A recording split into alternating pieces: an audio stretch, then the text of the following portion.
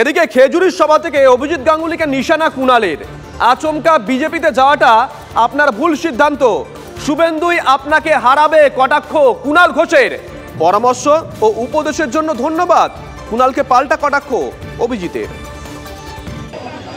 অবসরপ্রাপ্ত বিচারপতি অভিজিৎ গঙ্গোপাধ্যায়কে অনুরোধ করব, এখনো সময় আছে, আপনি পার্টিকে বলে দিন ভোটে লড়বো না। ভুল করেছেন বিজেপিতে গিয়ে। যেদিন ফলাফল বেরোবে এবং ভাতৃসম দেবংশু ভট্টাচার্যের কাছে হাঁটতে হবে, সেদিন মনে হবে আপনার 4-5টা ধুধু মরুভূমি। এখনো সময় আছে, আপনি বলে দিন যে আপনি নির্বাচনে প্রতিদ্বন্দ্বিতা করবেন না, আপনার পরাজয় নিশ্চিত। আমাকে বলবেন যে কুণালবাবু আপনাকে শুভেচ্ছা জানাচ্ছি, আর আপনার এই পরামর্শ এবং উপদেশের জন্য ধন্যবাদ।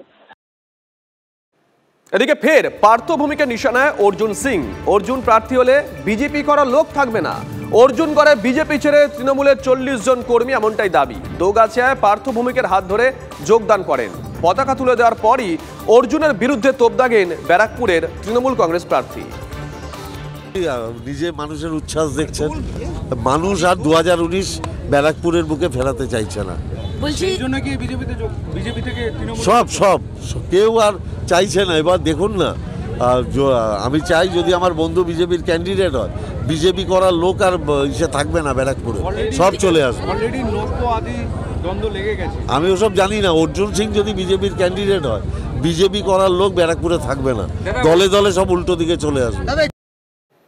এদিকে প্রার্থী জট কাটাতে ফের শরিকদের নিয়ে বৈঠকে সিপিএম। তারপরে বৈঠকে বসবে বামফ্রন্ট। শরিকদের লড়া আসনে দাবিদার কংগ্রেসও, তাই জোটের জট কাটাতে ফের বৈঠকে বসছে বামফ্রন্ট। প্রদীপ্ত কান্তি ঘোষ আমাদের সঙ্গে রয়েছেন টেলিফোনে, আমাদের সহকর্মী। প্রদীপ্ত, 21 আর 24-এর পরিস্থিতির পার্থক্যটা কোথায়?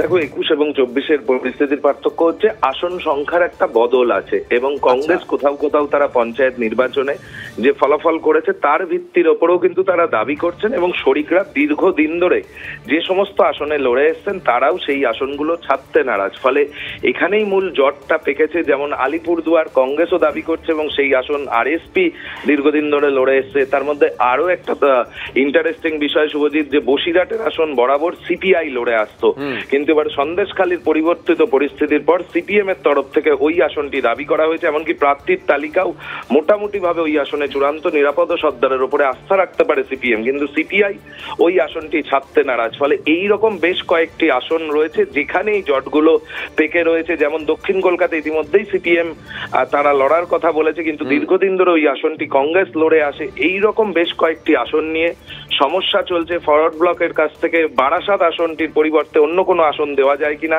এইরকম বেশ কয়েকটি আসন নিয়ে জট কাটছে না, তাই বারংবার বৈঠকে বসতে হচ্ছে। যদিও বাম নেতৃত্ব তারা আশাবাদী যে আজকের বৈঠকের পর হয়তো দিন কয়েকের মধ্যে তাদের যে বাকি প্রার্থী তালিকা সেটা তারা প্রকাশ করতে পারবে, এবং কংগ্রেসও আশাবাদী আগামী 2-1 দিনের মধ্যে আসন সমঝোতার কাজ চূড়ান্ত হয়ে যাবে। শুভজিৎ, ধন্যবাদ প্রদীপ্ত।